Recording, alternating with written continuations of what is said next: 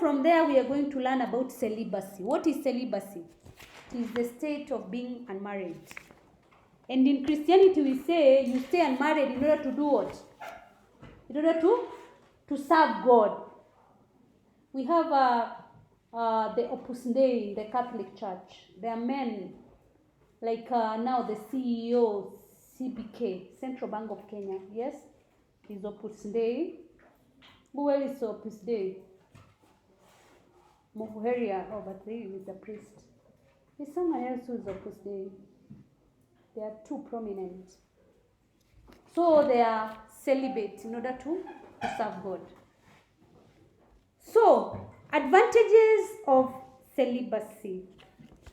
And before we talk about the advantages of celibacy, we are supposed to talk about what? I want to talk career demands. There are career demands that you cannot be able to be married. There is also financial constraints. Some people remain unmarried because they do not have money to pay the dowry. Also because of church regulations. If you are a priest, you must remain celibate, or if you are a nun. Other people also remain unmarried in order to avoid what? Responsibilities. They do not want responsibility of raising a child, taking care of another person. Also, they do not want to take care of a different person other than their own family. Others remain because of sickness. They are sick. Sickness, for example, you are mad. Madness. Any other sickness that you can remain unmarried because of. Sorry? HIV. HIV, they marry every day. There is also negative attitude towards marriage institution. There are people who are just negative about marriage. Others also don't marry because their parents interfere with the relationship of their children. You choose a partner, your parent tells you no. Or they keep on telling you, oh, that is not the right person. Or you choose a particular girl to marry, and then your mother always doesn't want you to choose that one. You can bring the girl just during courtship for her to see her, and then she keeps on sending them what? Away. Or if you are a girl, you keep on bringing a man, you show her, and then he is chased away by your parents. Also, they remain unmarried because of disappointing relationships. Previously, maybe they've had a very disappointing relationship, but this is not a good reason. You will not have a perfect person, right? You have to keep on. You have to keep on practicing. Is it doing? You have to keep on trying until you get the right person, or you keep on choosing. Is it? Yes. Also, due to lack of guidance and counseling on marriage and family life, you need a lot of guidance.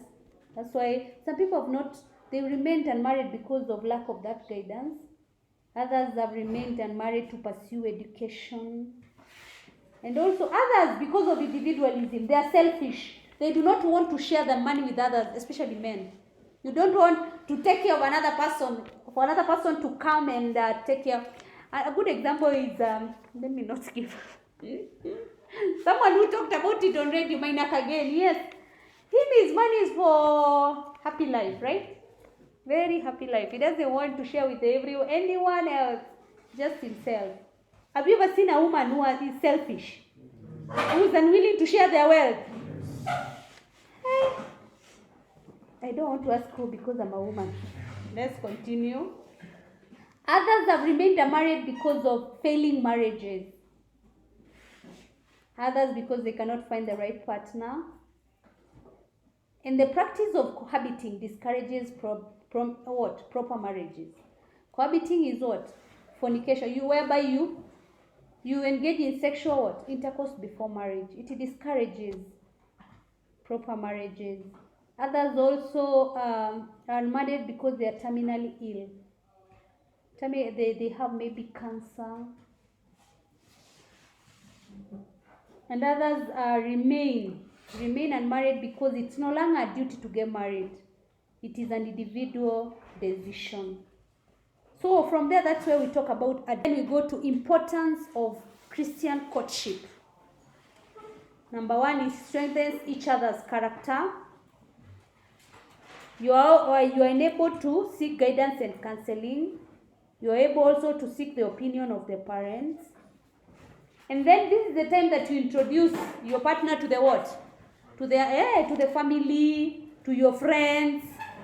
And this is the time you also inform the church officials. You seek opinion from others. You ask her, how is she? But if we tell you she's wrong, why are you going to go ahead and go with her? Of course, most people don't listen. There are those who listen, others don't do what? They don't listen. You seek opinion. Why are you seeking opinion? You've already chosen. But maybe they could have a view about something. But the church says that this is the time that you're supposed to seek opinion from others about the person you're going to marry.